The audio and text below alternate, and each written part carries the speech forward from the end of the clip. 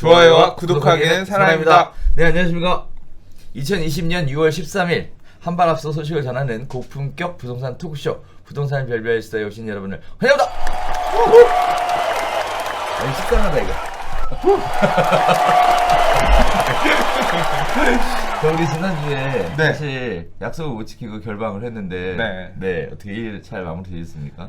아직 뭐 끝나진 않았지만 잘 되리라 생각하고 뭐 아무튼 이번 주는 다행히 녹화를 할 수 있게 되었네요. 그러니까요. 네. 안 그래도 걱정을 했는데 어저께 딱 연락 오셨길래 아, 이번 주는 하는구나. 사실은 못 할 수도 있었어. 아, 그래요? 갑자기 호출이 돼서 네. 또 이제 제가 이 멤버 체인지 이런 걸 좀 할 뻔하다가 뭐 또 다시 이제 이렇게 저렇게 해서 안 가도 되는 상황이 돼서 이제 방송을 이렇게 녹화를 할 수 있게 되었어요. 아, 그렇군요. 네. 큰일 날 뻔했네 또. 2주간 결방한 적이 없어서. 자, 오늘 첫 시간 첫 번째 소식부터 이야기해 보도록 하겠는데요.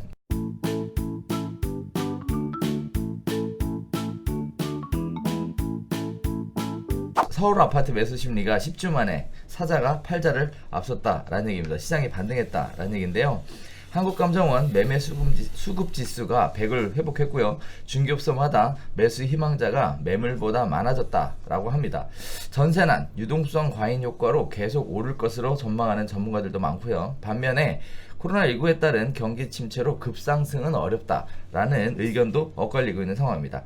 자, 근거는 그렇습니다. 한국감정원의 12일 주간 아파트 가격 동향 조사를 보면 6월 둘째 주 서울 아파트 매매 수급 지수가 100.8로 전주 97보다 3.8% 오르며 100 위로 올라섰다라는 내용인데요. 이렇게 매매 수급 지수가 100으로 올라갔다라는 얘기는 사겠다라고 생각하시는 분들이 더 많아졌다라는 얘기인데요. 양천구 구로구가 속한 서남권의 매매 수급 지수가 105로 서울에서 가장 높고요. 마포구, 서대문구, 은평구가 속한 서부권형 매수 의지수가 103.9로 6.7% 올랐고요. 다음에 성동구, 광진구, 동대문구가 포함된 동북권도 101.4를 기록해서 역시 100 위로 올라섰습니다. 뿐만 아니라 강남, 서초, 송파, 강동구가 포함된 동남권 매매 수급 지수도 95로서 87.7보다 7.3포인트 뛰면서 서울에서 가장 오름폭이 큰 것으로 이렇게 조사되고 있는 상황입니다. 자, 이와 같이 매수 우위 지수가 높다라는 내용이 전체 아파트 시장에 미치는 게 아니라 중소형, 중저가 아파트 시장에 미치는 것으로 보여지고 있는데요. 초고가 아파트 잡다 중저가 놓쳤다. 뭐 이런 얘기도 나오고 6억에서 9억 아파트가 불티나고 있다. 6억 이하 서울 아파트 값이 껑충 뛰고 있다. 주변 집값 상승을 부채질하고 있다. 이런 내용들이 서울 아파트의 주로 이루어지고 있는 내용들입니다. 반면에 서울 외곽 지역 6억 이하의 아파트 값도 산발적으로 상승하고 있다라는 내용들이 나오고 있는데, 자, 일단 전반적으로 시장 분위기가 예사롭지 않은 것 같아요. 이제 부동산 사이트 카페 트래픽도 되게 많이 늘었습니다. 아, 그래요? 네, 엄청 늘었어요. 그러니까 한 2주 전에 250만, 270만 요 정도 일간 트래픽 나오던 게 네. 지난주에 300만을 넘었어요. 그러니까 오. 일평균 300만 정도 나오더라고요. 그럼 대략 한 15% 20% 오른 거죠. 이번 주는 360만 나오고 있어요.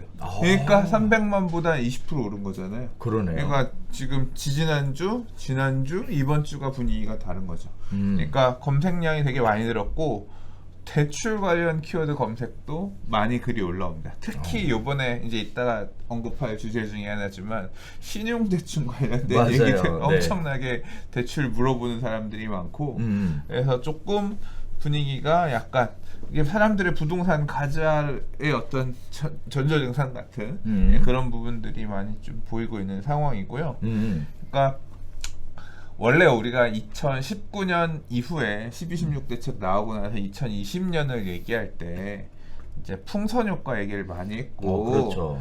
이제 12, 16 대책 자체가 구간에 대한 규제가 많았잖아요. 그렇죠. 가격 기준으로 15억 초과, 12억에서 15억 사이, 9억에서 12억, 그다음에 6억 이하, 6억에서 9억, 6억 이런 식이었잖아요. 이렇게 구간에 따라서 가격이 대출이라든가 아니면 규제들이 이렇게 막혔고 그랬는데 지금도 보면 일단 가장 비싼 단지들이 많이 속해 있는 동남권 같은 경우는 아직 100 밑이에요. 그렇죠. 그러니까 많이 뛰어 올랐다고는 하지만 실제로는 사겠다는 사람의 목소리가 팔겠다는 사람 목소리보다는 적은 거거든요. 그렇죠. 이 동남권에서도 얘기를 들어보면 지역마다 온도차가 좀 달라요. 뭐 잠실 이런 데는 좀 되게 뜨겁대요. 그러니까 매 돈은 오히려 쏙 들어가고 매수가 그러니까 이것도 동남권도 지역 나는 분위기는 다르겠죠. 근데 지금 가장 뜨거운 지역 같은 경우 보면 일단 서남권이잖아요. 서남권 하면 대표적으로 생각나는 구가 어디 있어요? 금관구 금천구, 관악구, 구로구 여기가 속해 있는 지역들 아파트 가격대가 주로 6억 전후, 6억 밑에 또는 9억 밑에. 그러니까 아무래도 규제가 적게 작동하는 아파트군들이 많이 있는 지역들에 사자세들이 이거라도 우리 돈 맞춰가 살까? 상대적으로 규제가 있으니까 첫 내 집 마련 여기 갈까 하는 수요들. 이제 이게 지금 다시 이제 우리 6월달 들어서 이런 분위기로 재산세 고지서 이제 소유자 정해진 그렇죠. 이후부터 움직이고 있지만 사실은 이 흐름은 원래 1월 12, 16 대책이 나왔음에도 불구하고 1월, 2월, 3월 가다가 코로나가 급격하게 확대되고 위기감이 오면서 경제이기 때문에 휘청일 거다. 나라가 그렇죠. 어떻게 될지 모를까 두렵다. 뭐 이런 얘기가 나오면서 3월 중순에 딱 멈춰섰다가 4월달 한 달 눈치 보고 4월 말부터 슬금슬금 5월달 6월달 이제 이 보유세 충격 그 다음에 6월 말로 종료되는 이제 세제 혜택 이런 부분들 끝나면서 이제 다시 올라가는 거 아닌가 싶으면서 매수자들이 슬슬 나오기 시작한 거죠. 이제 주식 충격도 되게 크게 있었는데 지금 다시 주식도 올라가가지고 이제 계속 올라가는 그런 모습들. 이게 코로나 충격이 경제에 그렇게 크진 않을 수도 있겠구나. 조금 이제 그러니까 이거 더 빠질 줄 알았는데 아닐 수도 있겠네 생각하는 매수자들이 내가 규제를 좀 덜 받을 수 있는 그러니까 접근할 수 있는 그런 지역들 중심으로 매수세가 좀 세게 움직이고 있는 모습이 드러난다. 그렇게 요약할 수 있는 하나의 어떤 큰 그림이 아닌가 싶어요. 자, 근데 또 보면 이렇게 볼 수도 있을 것 같아요. 가격 상승의 원인이다라고 얘기하면 공급이 부족해서 가격 상승이 이루어진다라는 얘기들이 대책 나올 때마다 언급됐었던 부분이잖아요. 그 부분에 발맞춰서 용산 개발하겠다, 뭐 구룡마을, 뭐 임대아파트 짓겠다, 뭐 이런 식의 어쨌든 공급에 관련된 부분들이 계속 이슈가 돼서 나오고 있는데도 불구하고 수요가 계속 만들어지고 있는 상황이에요. 이유가 뭘까요? 수요가 만들어지는 게 아니죠. 수요는 항상 있어요. 수요가 선택을 할 뿐이죠. 임대 수요도 수요죠. 그렇죠. 야, 집값 안 올라. 그러면 임대로 살면 되지. 근데 그 수요가 아니야. 역시 내가 살아보니까 집값이 이렇게 한번 오는 거 보니까 이참에 내 집 마련을 해야 돼. 임대로 안 사는 게 낫겠어. 이번에 살까 하는 매수 수요로 전환되는 이런 부분들이 있는 건데 꺾인다 이렇게 생각했으면 또 임대 수요로 갔겠지만 지금 다시 이렇게 움직이는 건 뭐냐면 역시 코로나고 나발이고 내 집 마련은 해야 되는 거다. 지금 뭐 특히 이 오늘 지금 선별한 기사 중에는 없지만 근래에 보이는 기사 중에 그러니까 단골 메뉴야. 기자분들이 작성하고 쓰는 것 같은데 20, 30대 주택 매입 비중이 역대 최고다. 이런 기사들도 많이 보이거든요. 그러니까 일단은 나중에 사면 비쌀 것 같으니까 미리 그냥 준비되어 있을 때 사자. 또 규제가 계속 세질 거라고 지금 뭐 이번 주에 지금 홍남기 경제부총리가 추가 규제에 대한 내용들을 언급했는데 그럼 추가 규제 뭐 나올 거냐? 빤하잖아요. 일단 그렇죠. 규제 지역 확대, 조정 대상 지역 투기과열지구 추가 지정 그러면서 대출 규제를 더 조일 수 있거든요. 그렇죠. 금융 규제로서는 부동산 시장으로 가는 돈을 막고 돈줄을 막고 한편으로는 나중에 팔고 차익이 발생할 때도 세금을 더 걷어가는 세금 규제도 하고 그 다음에 한 번 집 받았던 사람이 여러 개 못하게 할 수 있는 공법적 규제도 걸고 이제 이런 부분들을 더 걸 수 있는 거잖아요. 그렇죠. 그러니까 매수자들은 그런 거 지금 막 사람들 글 올라오는 내용들 중에 보면 이런 거예요. 대출 제가 지금 당장 돈 쓸 데가 있는 건 아닌데요.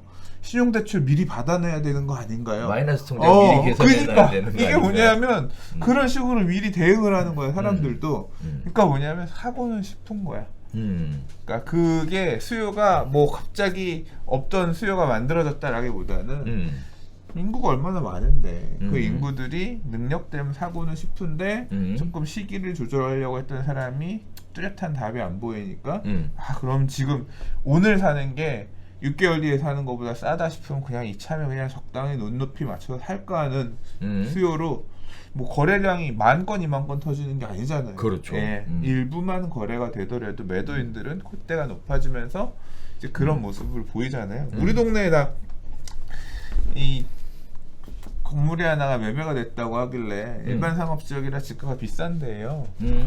쬐끄만 거긴 한데 평당 6,850인가 거래가 됐대. 아 그래요? 근데 소장님 이 옆에 그런 거 비슷한 거 또 있어요. 그 다음 건 8,000이래. 6,850짜리가 팔려나면 그 옆에 물건은 8,000이야. 그래요? 더 싼 건 없어요. 그 다음 건 1억이에요. 그러니까 그런 거지.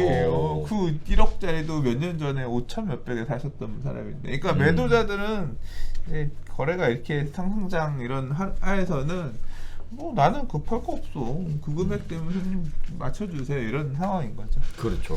자, 또 원인에 대해서 전세난, 유동성 과잉 뭐 이런 얘기들을 계속 언급하고 있는데 유동성 관련돼서도 지금 이제 경기부양책으로 다 뭐 자금 풀었잖아요. 엄청난 돈이 풀려졌다. 뭐 이런 얘기 있는데 이런 부분들도 유동성 확대에 영향을 미치지 않을까라는 생각도 좀 들기는 해요. 아무래도 그런 것 같아요. 그런 부분도 영향이 있겠죠. 그러니까 많이들 얘기하는 게 부동산 가격이 오른 게 아니라 돈의 가치가 막 그만큼 내려간 거다. 그러면서 실물의 가치가 반영이 되는 거다. 이제 그런 말씀을 하시는 분도 있잖아요. 그렇군요. 네. 자, 아무튼 시장 분위기 자체가 굉장히 시끄러워지고 있는 상황입니다. 근데 지역마다 여기 방배동 그렇게 안 뜨겁잖아요. 아, 여기 조용해. 그치? 그러니까 제가 봐도 이렇게 그렇게 막 다 뜨겁지는 않은 것 같아요. 그래요, 맞아요. 대신 방배동 재건축 관련돼서는 뜨거워요. 말들이 많더라고. 이제 요새 사실 방배는 뜨거울 수밖에 없는 게 가장 이 사업 진행을 잡고 있었던 발목을 잡고 있었던 이슈가 해결이 됐잖아요. 그렇죠. 예. 해결이 됐죠. 이제 이주하고 이제 막 사업 마무리로 이제 가니까 얼마 전에 이주 철거 관련돼서 그 정말 보기 드문 현상이 또 한번 있었어요. 뭐 전철연 네. 뭐 이렇게 집회하고 있고 그 왜 우리 그 철거할 때 강제 집행할 때 막 이렇게 용역이라고 불리우는 분들 그리고 막 사다리차 막 해서 막 뭐 물 뿌리고 뭐 하고 난리가 났었는데 결국 또 다 철거됐더라고요. 네네. 자, 아무튼 그렇습니다. 자, 더 강력한 규제 예고. 월백 쪽이 줄어든다라는 얘기입니다. 5월부터 임대소득 과세가 본격화되고 있는 상황. 6월까지 임대소득 있는 부분에 대해서 의무적으로 신고하도록 그렇게 되어 있었죠. 한 달 100만 원 이상 임대소득을 받고 있는 사람들이 10%포인트 줄었다. 왜 줄었지? 뭐 이렇게 생각하실 수 있을 것 같아요. 자, 세입자 보호 임대차 3법을 추진하겠다. 또 신고제, 자금 출처 소명을 해야 한다라는 얘기들 때문에 임대인들이 지금 부글부글 끓고 있다라는 얘기들인데요. 자, 전세와 달리 월세는 1주택자도 임대소득을 과세하는 대상이 됩니다. 거기에 따라서 시장에서 벌써 전세 가격은 올라가고 월세는 줄이고 전세를 전환시키는 이런 모습들이 보여지고 있다라는 얘기가 지금 얘기가 나오고 있고요. 자, 급매물 소진 과정에서 월세를 받는 매물이 전세를 받는 매물보다 거래하는데 불리하다. 심지어 급매물 가운데 월세를 낀 매물은 전세를 낀 매물보다 호가가 1억 정도 낮다라는 얘기까지 나오고 있는 상황입니다. 또 정부가 추진 중인 임대차 3법, 전월세 신고제, 계약갱신 청구권, 전월세 상한제 이러한 부분들이 시장에 영향을 미쳐서 세입자들 보호하겠다, 전월세 시장을 투명하겠다 이렇게 얘기했지만 이것이 오히려 역효과를 보여서 이런 부분들이 만들어지고 있다라는 얘기들이 나오고 있는데, 자, 일단 여러 가지 얘기들이 있습니다. 임대인 입장에서 굉장히 불리할 거는 같아요. 과도한 임대인의 재산권 제한 정책이다 라는 내용을 가지고 많이 얘기들 하시더라고요. 자, 절세보다 전세 선호 현상에 대해 시장이 굉장히 빠르게 반응하는 이유, 과연 이 세금 문제 때문일까? 이게 전부일까? 라는 생각도 좀 들어요. 자, 그다음에 또 하나는 앞으로 세입자 면접 보고 뽑아야 된다라는 얘기가, 이게 지금 우스갯소리가 아니라 진짜로 이렇게 될 가능성도 굉장히 올라가고, 오히려 세입자를 보고하겠다라는 이 취재가 임대료를 상승시키는 부작용으로도 다가올 수 있지 않을까라는 우려 섞인 이야기들도 나오고 있습니다. 그럼에도 불구하고 전세자금 대출은 안 막고 있어요. 지금 5억 기준으로 해서 80%까지 5억까지 그리고 80%까지 이렇게 대출이 나오고 있는 상황인데, 자, 일단 여러 가지 논해볼 내용들이 왜 전세자금 대출은 안 막을까라는 부분, 그리고 또 월세보다 전세를 선호하는 현상이 앞으로 지속될 것인가에 대한 부분, 그리고 임대차 3법으로 얘기 나오는 것이 시장에 과연 어떻게 영향을 미칠까에 대한 세 가지 부분으로 이야기를 나눠볼 수 있을 것 같은데, 일단 첫 번째 이야기부터 한번 해볼까요? 네, 전세자금 대출 왜 안 막을까요? 전세자금 대출이 월세보다 세입자가 부담하는 금융비용이 낮잖아요. 월세 내는 것보다 전세자금 대출 받아서 이자 내는 게 더 싸잖아요. 그렇죠. 그러니까 일단은 전세를 자금 대출 받아서 하는 걸 선호하고 선호하다 보니까 또 임대인 입장에서도 이 전세를 많이 받으면 일단 가용할 수 있는 이런 부장 상승장에서는 사실 월세 뭐 몇 푼 받는 거보다 돈 얼마 받아서 그 돈 쓰는 거보다 전세금 목돈을 받아가지고 어딘가에 투자하거나 해서 투자 수익을 누리고 싶은 그런 니즈가 맞물려서 움직이고 있기 때문에, 월세 수익보다 가격 상승 훨씬 크니까. 그러니까 조금 지금 특히 이제 파리부동산 대책 이후부터는 규제가 되게 강화가 되면서 대출을 활용하기 힘들어졌잖아요. 그렇죠. 근데 이 전세금 받는 거는 그런 거에 카운트되지 않는 거잖아요. 내가 다주택자야. 월세를 받으면 대출 여러 개가 막히잖아요. 예? 이걸 뭐 반환 어떻게 한다고 하면 한계가 있을 수밖에 없는데, 뭐 앞으로 규제가 추가 규제 나오면 기존에 대출 나왔던 것도 상환하세요. 다주택자예요? 맞아요. 대출 여러 건이네? 추가해주고 하나밖에 안 되는데 왜 여러 개예요? 만기 연장 안 됩니다. 상환하세요. 또는 그냥 있는 것도 상환하세요.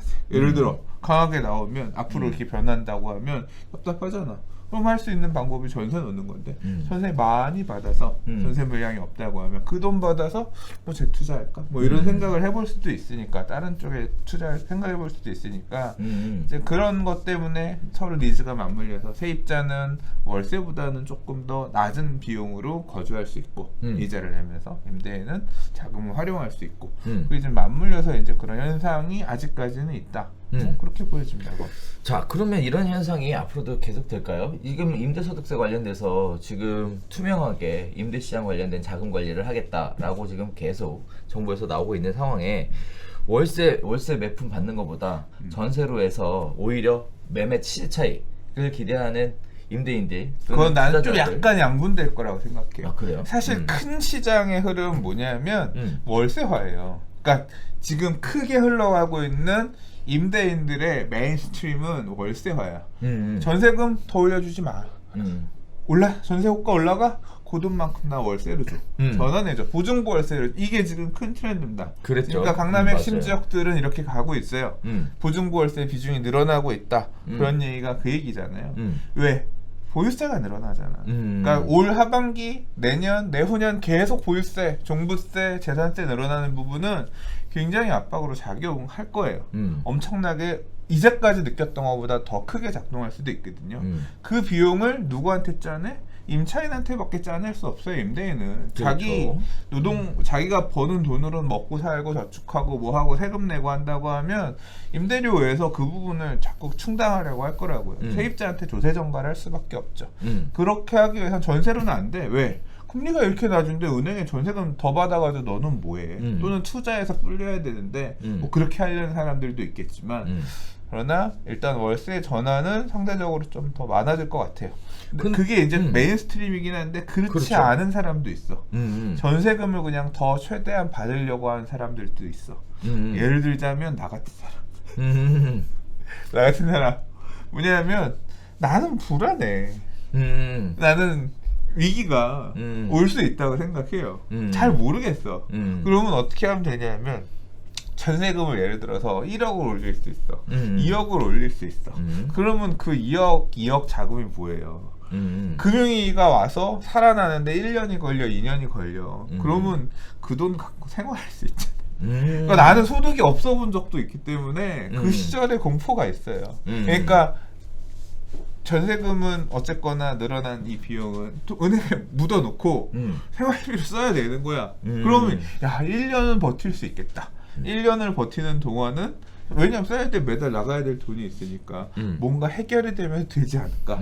이제 그런 목적으로 전세를 선호하는 사람도 있을 수 있다. 이건 아마 직업 이런 거랑 상관이 있을 겁니다. 그러니까 예를 들어서 뭐 연소득이 어느 정도 빤하게 정해지는 직장인이라든가 뭐 이제 봉급 생활자 이런 분들 입장에서는 이걸로는 내가 연봉 늘어나는 거 뻔해서 더 이상 케어가 안 되고 이 소득은 계속 유지가 될 건데 대신 뭐 추가로 보일세 이건 내가 감당하기 힘드니까 월세를 주세요 이런 걸 원하는 사람도 있을 수 있고 저 같은 자영업자 입장에서는 경기가 마탱이가 가면 아예 소득이 빵이 되는 상황이 생길 수도 있으니까 야 이런 위기일 때는 보증금을 좀 많이 받아서 들고 있다가 비상용으로 쓸까 말까를 고민하다가 그런 문제가 안 생기면 이걸로 뭔가 딱 투자를 해볼까 이렇게 할 수 있는 선택권이 만들어지니까 약간 이렇게 양분되지 않을까 싶습니다. 입장에 따라서 상황에 사람 처한 상황에 따라서 유리한 선택을 하려고 할 건데 저는 그렇게 지금 대응하려고 하고 있어요. 월세 이거 월세 얼마 더 늘어나는 게 사실 중요한 게 아니라 이런 자영업자들은 이래서 돈 벌고 뭘 하는 그 매출이 훨씬 크기 때문에 이제 뭐 목돈이 약간 이제 한편에 이렇게 받쳐지고 있는 게 더 안심이죠. 자, 임대차 3법 관련돼서도 여러 가지 얘기가 있을 수 있겠지만 간단하게 얘기해 보면 전월세 신고제를 하겠다. 그래서 자금 시장을 투명하게 하겠다라는 얘기인데 반면에 단점으로는 신고 의무를 해태한 경우에 따른 과태료가 부담될 수 있다라는 문제가 있고요. 계약갱신 청구권제 관련돼서도 세입자를 보호하겠다라는 측면도 있지만 단점으로는 부동산 연관 산업에 대해서 침체 우려가 또 나오고 있고요. 전월세 상한제로 요약되고 있는 부분들에 대해서는 세입자 보호 측면에서 역시 의미 있겠지만 반면에 자유경제권을 침해하고 있다라는 이야기들이 지금 팽팽하게 양쪽에 맞서고 있는 상황인데 일단은 진행이 될 거는 맞죠? 원래 모든 일에는 그 입법이 추구하는 그러니까 그 제도 하려고 하는 목적하고 있는 바가 있고요. 그거에 따라서 반작용으로 발생할 수 있을 부작용이 있죠. 모를까요? 알죠. 알겠죠. 알면서도 밀어붙이는 겁니다. 왜? 목적하고 있는 달성하고자 하는 임차인에 대한 보호가 더 중요한 이슈라고 생각하기 때문에 그래요. 저는 사실 이거 엊그저께 다른 분하고 카톡방에서 얘기를 하다가 좀 그 얘기를 하다가 생각했는데 이번 정부의 부동산 정책은 진짜 집값을 잡을 생각이 별로 없다 이런 얘기들 많이 하잖아요. 정말 그럴 수도 있겠다는 생각도 들어요. 왜 그러냐면 그러니까 규제는 되게 타이트하게 하죠. 규제 중심의 어떤 부동산 정책이 되게 많잖아요. 네. 근데 그 기저에 깔려 있는 큰 목표하고 있는 부동산 정책에 이제까지 변하지 않았던 바라보고 있는 한 뭐가 축이 있어요. 그게 뭐냐면 주거 복지예요. 그러니까 부동산 정책이 아니라 주거 복지가 굉장히 큰 축인 거예요. 집값을 안정화시키겠습니다가 대통령 공약이 아니라 주거 복지를 실천하겠습니다. 이런 부분이 한 큰 틀이었던 거로 보이는 거죠. 그러니까 처음에 집값이 막 오르니까 미치겠네 해서 2017년 6월달 그다음 8월달 부동산 대책을 규제 대책을 내놨지만 9월달에 가서 주거복지 로드맵 내놓으면서 이게 이제 주거복지 로드맵은 공약 때부터 나왔던 거니까 앞으로 그렇죠. 뭐 청년들, 신혼부부들, 그다음에 뭐 장애인들, 노년층들을 위한 이런 주거복지를 막 하겠습니다. 그래서 뭐 임대 아파트 뭐 그 얘기가 뭐 임대 브랜드 통합시키 그게 그때부터 했었잖아요. 그렇죠. 이 얘기가 꾸준히 계속 받침이 돼서 가고 있는 거죠. 그러니까 지금 5.6 공급 대책에서 주택을 짓겠다고 한 내용들에서도 보면 다 이제 맞물려 있는 게 우리는 그러니까 시장에서 이런 시장 참여자들 내 이름으로 등기칠 수 있는 내 집에 대한 지금 우리가 부동산 별별 수다에서 주로 하는 얘기들은 거의 그런 얘기잖아요. 그러나 정부나 서울시나 이런 공공에서 하는 주택 얘기를 보면 임대를 얼마 더 지으면 줄게. 그러니까 자꾸 이 정부가 생각하는 거는 그냥은 못 주겠고 누구들이 나한테 임대 아파트를 얼마나 만들어줄 수 있냐를 개런티하면 용적률 인센티브를 주둔해서 갈게. 이 부분이 깔려 있는 거죠. 그러니까 뭐 그것도 좋아요. 뭐 공공에서는 그렇게 임대 말 그대로 배려계층들을 위한 주거 복지를 향상하기 위한 주택 공급을 많이 끌어안는 게 결국은 장기적으로 부동산 임대 가격이든 매매 가격이든 안정시킬 수 있는 원인이라고 생각하니까 그 부분이 맞물려 있다고도 그렇죠. 볼 수 있을 그렇죠. 수는 있을 거예요. 네. 근데 이제 한 축이 조금 상대적으로 너무 주택 공급이라든가 그러니까 재개발 재건축들 이런 부분들을 억누르고 막 이런 부분들이 상대적으로 너무 이제 소외 신경 안 쓰고 있는 거 아니냐 이런 이제 비판들이 좀 맞물려 있는 거고요. 요번에 이제 지난주에 되게 빅 이슈 중에 하나가 뭐냐면 구룡마을이에요. 맞아요. 예, 구룡마을을 서울시가 원래 이제 한 2,800 그래서 임대 목적 물량들이 일부 있고 그다음 분양 목적이 한 1,000몇백 개 이렇게 있을 것처럼 한 2,800개 정도 도시개발사가 팔 것처럼 그렇게 얘기를 했는데 실제 이제 그걸 갖다가 공청회도 안 하고 우리 4,000세대 임대로 조그만 걸로 넣을 거예요. 살기는 해줄게. 여기 계시는 분들 살기는 해드릴게. 근데 니네 이름으로 등기는 못 치게 할 거야. 니네 이름으로 등기 치면 보니까 이건 맞은편에 개포 레미안 블레스티지 DH 하나유즈 20몇 억씩 하는데 니네 폭리만 취하고 안 될 것 같아. 그냥 이제 이런 식으로. 근데 이 내용에도 결국은 이 기저에도 그냥 우리가 하는 거는 그런 돈 버는 게 아니라 그냥 임대 아파트들을 확보하겠다. 이제 이런 취향으로 좀 계속 가고 있는 거죠. 임대 아파트 확보가 시장의 지가를 조정하는 데 있어서 수요 공급 중에 공급 부분에 있어서 굉장히 탄력적으로 적용할 수 있는 것들이 많으니까 임대 아파트 확보가 물량이 늘어나야 된다. 뭐 임대에 대한 책임은 뭐 정부에서 지는 게 맞다. 뭐 이런 식의 얘기들도 나오는데 아무튼 구룡마을 기사 보고 저도 완전 쇼킹했어요. 와, 저렇게 뒤통수를 졌나? 근데 쉽지 이제 진행하는 과정에서 강남구하고도 좀 생각이 많이 다른 것 같고 진통은 좀 있을 것 같아요. 근데 아무튼 이 얘기가 지금 중간에 약간 튀어나왔는데 임대차 3법 얘기하다가 나왔는데 결국은 임대차 3법이라고 하는 것도 세입자의 권리를 좀 더 확대하겠다. 뭐 내용의 핵심은 그거 아니에요. 엄청 대단한 것 같지만 사실은 저는 그렇게 별로 대단한 거 아니라고 생각하거든요. 내용의 핵심이 그러니까 이번에 얘기 나왔던 내용의 핵심은 뭐냐면 계약갱신 청구권은 2년 지금 전세 그러니까 단 1년 계약해도 2년 주장할 수 있는 게 그렇죠. 원래 임대차 보호법에서 그렇죠. 보호하는 거잖아요. 그렇죠. 근데 2년 살고 나서 2년은 더 살래요. 라고 얘기하면 임대인이 거절할 수 없는 얘가 뭔가 되게 잘못한 게 있지 않고서는 거절할 수 없게끔 해주겠다. 4년은 그 집에 살 수 있게끔 해주겠다가 한 꼭지고요. 그 다음에 재계약할 때 4년 살 때 임대료 야 더 살게 해줄 텐데 임대료 엄청 많이 내라. 그러면 그거는 그렇게 되면 못 살 수 있으니까 그렇죠. 임대료를 5% 이내에서만 올릴 수 있게끔 하겠다. 뭐 요 정도가 붙어 있는 거예요. 그렇죠. 그리고 그거 말고 임대료 실거래가 등록하는 실거래 의무 넣는 거는 원래 3법 중에서 요번에 발표하기 전에 이미 하겠다라고 했었고 그리고 우리 별별 수단에서도 얘기하고 그 이전에 얘기했죠. 왜 이 짓을 하느냐.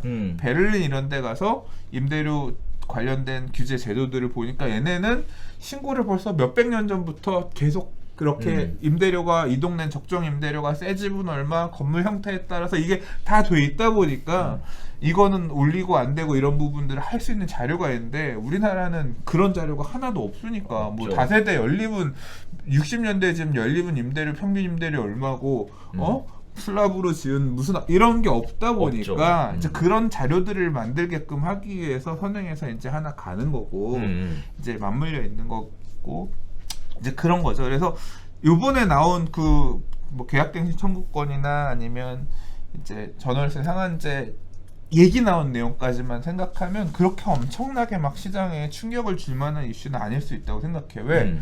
우리 10년 저 오랫동안 봐왔지만 2년 살고 2년 재계약할 때 임대료 5%못 올리는 경우 흔해요. 그렇죠. 많아. 맞아, 실제로 맞아. 보면 그냥 묵시적 갱신이라는 게 왜 나왔는데 임대료가 안 올리고 뭐고 할 거 없으니까 그냥 있다 보니까 2년 더 살고 그렇게 해서 갱신되는 사례들이 많잖아요. 많죠. 4년 뒤에 올리면 되잖아. 2년 동안 뭐 지금 옛날처럼 막 10몇 %씩 고금리 시절에는 임대료 막 올리고 이런 부분이 있을 수 있지만 지금 저금리 시절이라 월세 같은 경우는 8년 전이나 지금이나 내가 볼 때도 월세가 안 올랐어. 안 그대로야. 거의 안 올랐죠. 그러니까 이게 엄청나게 그렇게 임대인들이 기회비용을 손해보느냐 2년 정도 손해보는 거잖아. 4년 뒤에 제값받고 다시 임대 놓으면 되잖아. 그러니까 그런 텀이 조금 되면서 그럼 임차인 입장에서 얼마나 큰 이득이냐. 2년 임대 싸게 있을 수 있는 거야. 그렇지. 4년 뒤에 재계약할 어차피 때는 올라가는 야 거지. 시세가 이렇게 올랐는데 전세 3억 올려줘. 그럼 올려줘야지 살 수 있는 그렇지. 거예요. 옆집 옆에 근처에 이사 가려고 하더라도 3억 올랐으면 3억 줘야 되는 거야. 그러니까 임차인도 2년 버는 거지. 그러니까 그 정도에 바뀌는 거라서 막 너무 죽는 앓는 소리 할 수준의 얘기 나온 건 아니에요.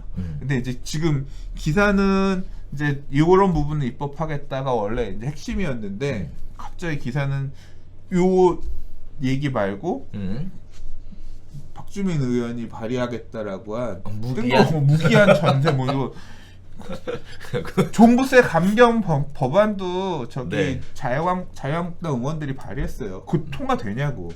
자 이게 박주민 의원이 발의한 무기한 전세 연장 이게 통과가 되면 그건 이제 지진 나는 거지. 그거는 지진 나는 건데 아씨 그건 안 하겠지 설마. 그건 나도 그건 진짜 저는 그건 있을 수 없는 있을 수 일이라고 없는 일이라고 생각하죠 진짜. 그거에 동의하는 국회의원들이 있으면 이름 내가 다 적어놓고 밤마다 저주할 거야. 그 사람들. 자, 그래도 시장에 이 내용 세 가지가 임대인들은 임대인 입장에서 굉장히 중요하게 영향을 미치니까 관심이 많으시고 또 임차인 입장에서는 임차인 입장에서 또 굉장히 혜택을 볼 수 있는 부분들이 있어서 양쪽이 굉장히 관심 갖고 있는 내용이더라고요. 보면. 네. 자, 아무튼 입장에 따라서 뭐 선생님 얘기하는 것처럼 굉장히 큰 게 아닐 수도 있고, 그죠? 또 한편으로는 집가가 급등하는 지역 같은 경우에는 굉장히 큰 문제가 이슈가 될 수도 있고. 한 2년만 참으면 돼. 그래, 2년만 참으면. 2년만 참으면 그 다음에 제값 받으면 되지. 오케이. 네. 자, 세 번째 이야기 가겠습니다. 집 자금 출처 기재에 관련해서 논란이 되고 있는 상황입니다. 신용대출 관련된 거가 가장 이슈가 되고 있는데요. 내용은 그렇습니다. LTV 한도 초과, 신용대출도 금지하겠다. 편법대출 적발 시에는 전액 환수 조치하겠다. 9억 이상 DSR 규제 확대도 검토하겠다. 부모가 지원할 때는 증여, 차입 증빙까지 제출해야 된다. 또 집값을 올려놓고 대출도 막는 거 보면 20대 30대는 집 사지 말란 얘기냐? 뭐 이런 얘기까지 나오고 있는 상황입니다. 자, 최근 자금조달계획서 제도가 강화되면서 신용대출을 구입해 주택 구입에 활용해도 되는지가 확실하지가 않아 혼란에 빠진 실수요자들이 많다고 합니다. 여기서 말하는 신용대출이란 말 그대로 신용대출도 있지만 마이너스 통장 또는 긴급 생활자금 뭐 이런 것들을 의미한다고 해요. 자, 금융당국의 원칙은요, 주택담보대출을 초과하는 주택 구입 목적의 신용대출을 허용하지 않고 있고요. 향후 위반 사항이 적발되면 기존 주택담보대출까지 전액 회수하겠다라는 방침을 가지고 있습니다. 자, 거기에 따라서 20, 30대 신혼부부의 경우는 자금이 부족한 상황이라 신용대출을 쓰지 않으면 집을 마련하는 것이 사실상 불가능해서 자금 출처 조사가 될까봐 굉장히 조마조마하고 있는 상황이다. 또 대부분의 젊은 실수요자들은 신용대출이나 부모의 지원, 회사에서 나오는 임직원 대출 등을 모두 받아서 영끌 대출로 주택 구입 자금을 마련하는 경우가 많은데, 자, 이런 부분들이 실제 창구에서도 생활비 대출 등의 명목으로 기존 법규를 우회한 편법 신용 대출을 해주는 경우가 많아서 금융당국 감시망을 피하기 위한 주담대를 받기 위해 수개월 전부터 이미 신용 대출을 받거나 마이너스 통장을 만든 뒤에 추후 계약금이나 잔금으로 활용하는 식으로 이용되고 있다고 하며, 직계 좀비속 증여세 면제 한도인 5천만 원 이상을 부모로부터 지원받으면 증여세 납부세액을 함께 제출하도록 이렇게 하고 있다라고 얘기하고 있는데요. 자, 이 부분에 대해서 정부가 지나친 간섭을 하는 거냐, 또는 시장 안정화를 위해서 필요한 일이냐에 대한 이야기들이 있습니다. 네. 제 의견. 네. 지나친 간섭이지. 그래요? 난 싫어. 네.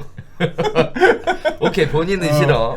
왜냐하면 이 LTV라고 하는 규제 자체도 LTV의 원래 의미가 뭐예요? 론투 밸류 아니야. 그렇죠. 참부가치 대비 너무 많은 대출은 위험하니까 이게 원래 집값 올리지 말라고 하는 제도가 아니야. 원래 흉만 넘어갔을 때 보호하기 위해서 만들어지는 제도 아니에요. 원래 의미는 은행이 대출 80% 100% 해줬다가 채권에서 못할까봐 근데 이걸 너 대출 많이 받아서 사지 마. 되게 강제하고 있는 그런 어떤 규제의 제도로 지금 활용되고 있는 상황인 거잖아요. 그렇죠. 네. 이제 LTV가 막히니까 쓰기 싫은 신용대출까지 써가면서 매수를 하려고 하는 거지. 뭐 그래. 정부가 이게 빅브라더지 뭐. 너는 사지 마. 나라가 사지 말라고 그랬는데 왜 사고 있어? 왜 나한테 그래? 이렇게 정부가 되게 강하게 개인을 규제하는 거잖아요. 네. 저는 강한 정부를 원래 신뢰? 전 좋아하지 않아요. 애초에 처음부터. 예, 좀 이렇게 적당히 알아서 굴러가게끔. 뭐 그걸 원래 좋아하는 사람이기 때문에 저는 반대죠. 뭐 시장 안정화를 위해서 필요한 일, 안정화를 위해서 필요하다고 생각하니까 부동산 시장으로 들어가는 돈을 어떻게든 자르려고 하는 게 정부의 생각인 거고 당위성을 지금 부여해주고 있잖아요. 높아지는 부동산 가격들이 이런 정부의 강력한 어떤 침해라고도 생각될 수 있는 부분들에까지 이렇게 칼질이 가는 것을 동의하게끔 하고 있는 거잖아요. 저는 LTV 이렇게 많이 자르는 거, 그러니까 그런 부분은 있어요. 그러니까 이해가 가는 부분도 없잖아 있긴 있어요. 이게 양면성이 있는 건데요. 그렇죠. 네, 어디나 양면성이 있으니까. 네. 그래서 맞아요. 이게 저도 이게 말하면서도 기본적으로는 이런 정부의 큰 개입이 부당하다라고 생각하지만 이 지금 저도 그러니까 계속 어쩌라는 거야 이렇게 뭐 저도 잘 모르겠어요가 이제 이런 부분이에요. 보세요. LTV가 옛날에는 60, 70까지 줬는데 그렇죠. 왜 지금은 40, 30이냐? 2년 전, 3년 전에는 지금의 집값의 반이었어요. 그렇죠. 그죠? 이게 10년 전에도 똑같아요. 2000년대 중반에도 2억 하던 집이 4억, 5억이 됐고요. 2억 하던 집에 LTV 80% 하면 248, 8천만 원이잖아요. 그렇죠. 근데 4년 뒤에 이 집에 2년 뒤에 집값이 두 배로 뛰어서 4억이 했을 때 80%는 48, 3억 2천이에요. 그렇죠. 2억짜리 집에 그때 기준으로 100몇십 프로가 되는 거예요. 그렇죠. 이게 정부 입장에서 볼 때는 야, 이 집 가치가 2억 하던 거에도 8천만 원, 뭐 1억 6천이네요. 286이니까 1억 6천 대출 나오던 게 2억의 가격을 넘으면 3억 2천까지 갔다 문제가 있다라고 생각되는 거죠. 대출의 양은 늘어나는 거죠. 그렇죠. 대출의 넷이 확 커지는 거니까 이거는 좀 그러면 이 2억짜리가 4억으로 급격하게 오르는 게 이게 실제 정상적인 가격 상승분이냐 부분에 대해서는 그 누구도 맞다 아니다를 판단할 수 없는 거잖아요. 그런 측면에서 볼 때 LTV 규제가 80% 가던 게 60%, 40%, 30% 이렇게 낮춰지는 부분은 어느 정도 그럴 수도 있겠다라고 생각이 드는 거예요. 근데 지금도 보세요. 지금 실제로 보면 서울의 주요 지역들 2배 이상씩 올랐단 말이에요. 2배씩 올랐어요.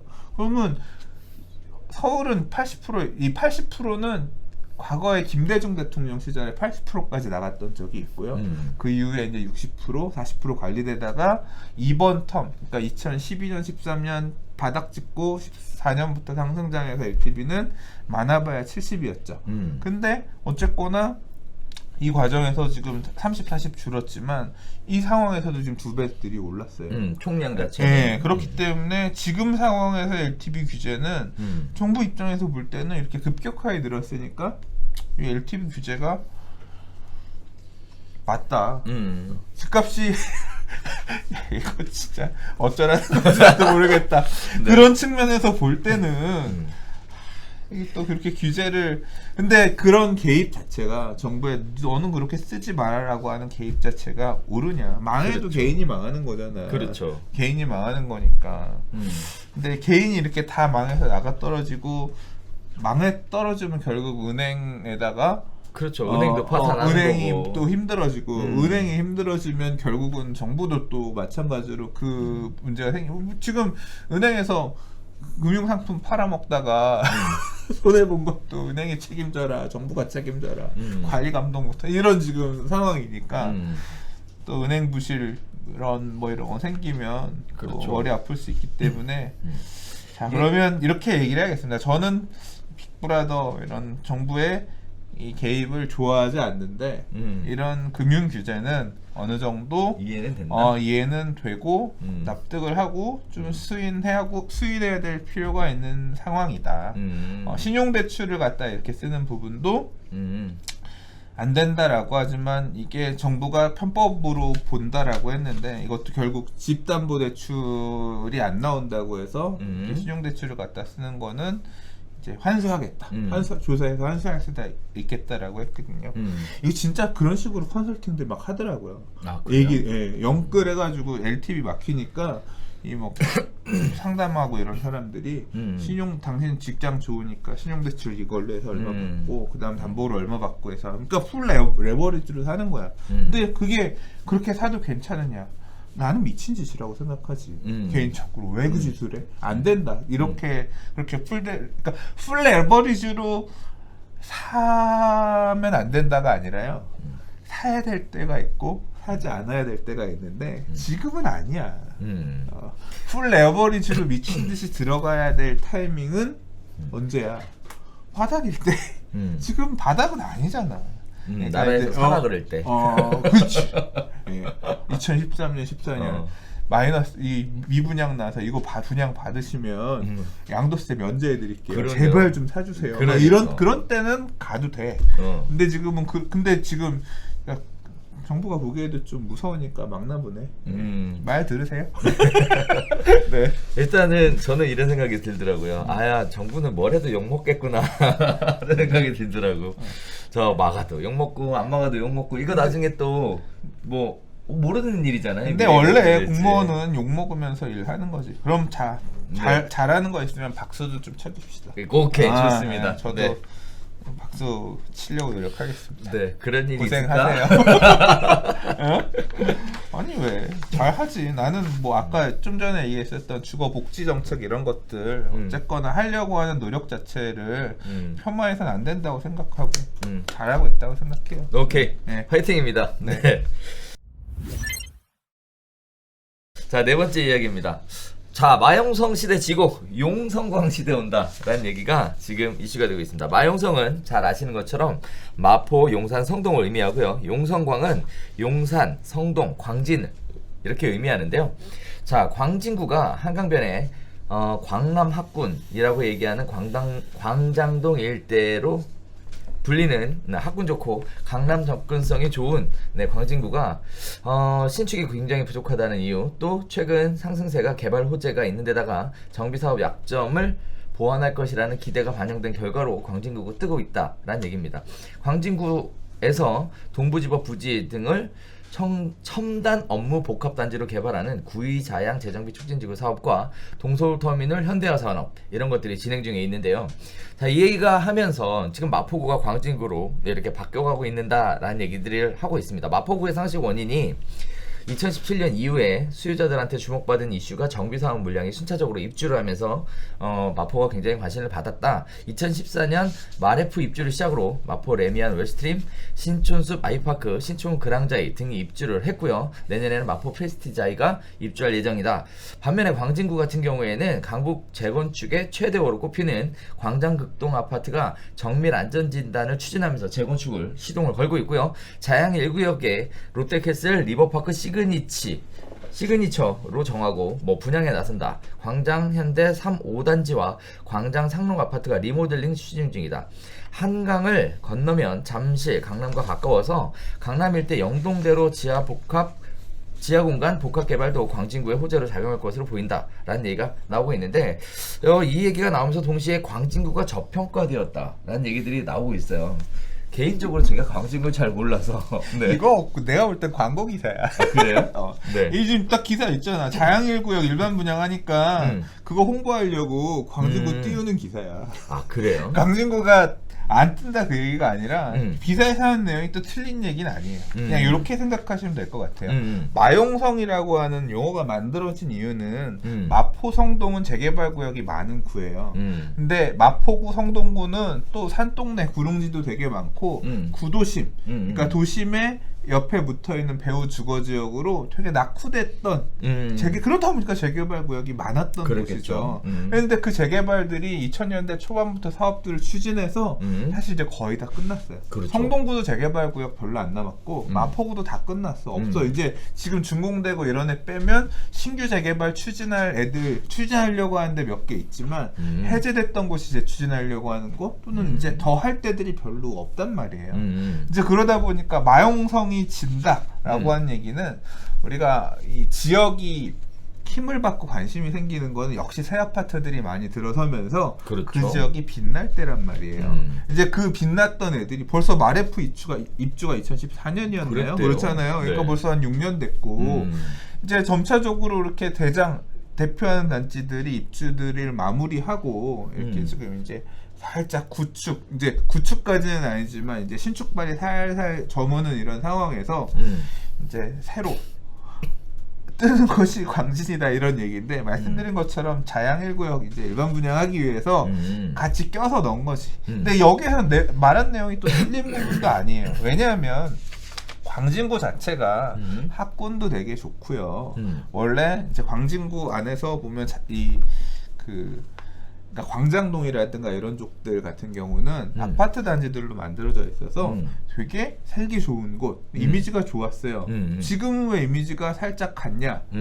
낡아서. 그러니까 새 아파트로 힘을 막 발휘해서 살짝 넘어가는 시점까지는 되게 좋다가 대체할 수 있을 만한 이쁜이들 언니들 새 아파트들이 다른 구 쪽에 강남이나 도심 배후로 생기니까 살짝 좀 힘이 발했다가 이제 그런 거 아니에요. 낡았던 애들은 다시 어떻게 돼? 리모델링이나 재건축으로 다시 태어날 수 있잖아요. 그래서 이제 뭐 광장 같은 경우는 극동 그리고 이제 구이자양 재정비촉진지구는 재정비촉진지구 이름이긴 한데 실제로 이런 우리 흔히 재개발 재건축 같은 정비 사업이 별로 없고요. 그냥 이렇게 빈 땅들에 그러니까 회사들이라든가 이런 땅들이 많아서 그 안에 개발할 곳들이 몇 개 있고 그렇거든요.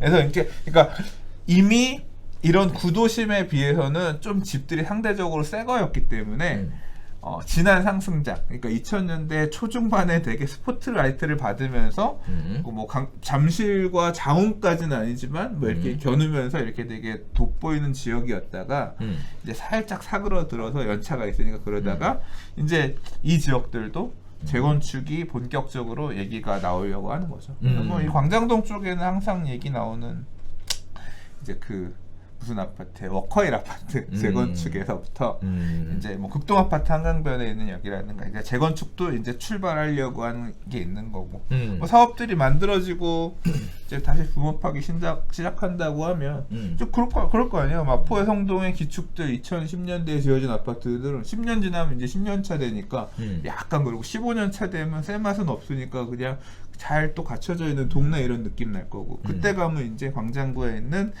광장동이라든가 광진구에 있는 이제 좋은 인기 지역의 아파트들은 재건축이라든가 이제 리노베이션 바뀌는 그런 힘을 받으면서 이제 이쪽이 또 메인 이렇게 뜨고 지고 강남도 그래요. 대치 라인이 한번 떴다가 반포 라인이 한번 떴다가 주고받고 하듯이 서초 안에서도 이 지역마다 그런 흐름들이 있습니다. 그래서 뭐 이상우 대표가 하시는 얘기들을 보면 올해 주목해야 될 지역들 중에 고덕, 그 다음에 저 신길 뉴타운 얘기했잖아요. 저도 되게 동의하거든요. 왜냐하면 색깔이 바뀌는 거거든. 고덕에 이렇게 대단지 아파트 몇만 세대 되면 그게 전혀 다른 느낌으로 시장에서 평가가 달라질 수밖에 없거든요.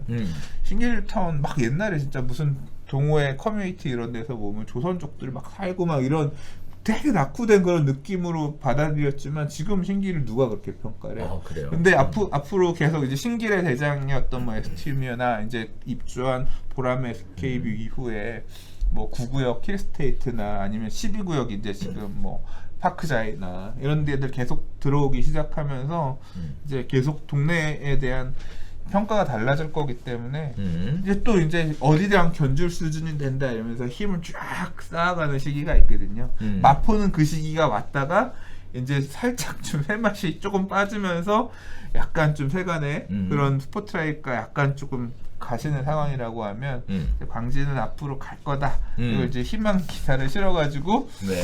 분양을 포인트하려고 분양을. 아마 제가 볼 때는 이 기자들이 이런 식으로 많이 써. 내가 볼 때는 그렇지 않을까. 신조어 만들고 용성광. 그렇지, 용성광. 원래 마용성광이지. 이게 강북 사고예요. 이게 한강변을 보시면 마포구가 길쭉하게 있고요, 용산구가 이렇게 있고, 성동구가 이렇게 있고, 광진구가 이렇게 있어요. 그래서 강북 사구가 마용성광이에요. 네, 딱 그렇게 생겼거든요. 그렇구나. 자, 제가 또 궁금한 게 하나 있었는데 2013년엔 마포보다 광진구 집값이 더 높았다. 라는 게 사실인가요, 이거? 광진구는 되게 비쌌어요. 광진구가 그래서 광진이 새 아파트가 없어요. 새 아파트 들어간 게 없어요. 왜냐하면 택지가 없으니까. 그래서 광진구는 기본적으로 학군도 있고 그래서 광장동 이런 쪽은 비쌌는데, 그래서 제가 기억하기로 그렇게 대단지 아파트는 아닌데 2010년 이후에 들어간 단지 중에 그 전후 정확하게 시기는 기억이 안 나는데 여기 힐스테이트가 하나 새로, 그렇게 큰 대단지는 아니거든요. 들어갔는데 걔 되게 비쌌어요. 그래요? 네, 마포보다 그 당시에 비쌌던 걸로 기억합니다. 네. 그랬구나. 아니, 마포는 사실 요새 많이 이제 떴지. 지난 이번 상승장에서, 그러니까 마포는 항상 이 지역의 아파트 가격이 이제 그 지역이 뜰 때는 그 지역을 대표하는 대장이 뜨면서 이제 그게 가격을 이끌어주면서 가요. 그래서 예를 들어 대치도곡 라인도 도곡동 타워팰리스가 그 시장을 열고 가격을 이끌어가면서 선도하면서 만들어졌거든요. 삼성동도 삼성동 아이파크 이런 식으로 대표하는 가격들이 견인해가면서 이제 얘가 얼마니까 얼마 이렇게 형님의 가격이 이 시장을 이끌어 가거든요. 마포는 이제 그게 마포의 새 아파트라고 하면 원래 있었지만 뭐 생각나는 거 있으세요? 2000년대 전까지? 마포에서 제일 비싼 아파트가 뭐였어요? 글쎄요.